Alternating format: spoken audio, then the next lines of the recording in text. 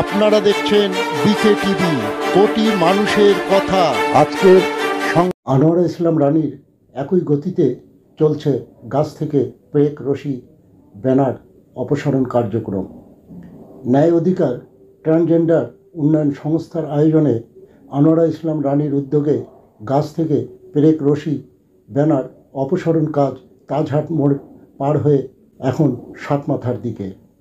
12ই মে রবিবার গাছ হতে পেরেক রশি ব্যানার অপসারণকালে দেখা যায় যে এলাকার মানুষ স্বতঃস্ফূর্তভাবে কাজে সহযোগিতা করছে। আনোয়ারা ইসলাম রানী বলেন, গাছের প্রাণ আছে, তাদের গায়ে আঘাত করলে ব্যথা পায়, কিন্তু তারা কথা বলতে পারে না। গাছ আমাদের ছায়া দেয়, পরিবেশ ভারসাম্য বজায় রাখে এবং আমরা গাছ থেকে অক্সিজেন গ্রহণ করি। তাই আসুন আমরা গাছকে রক্ষা করি ও সুস্থ জীবন দান করি।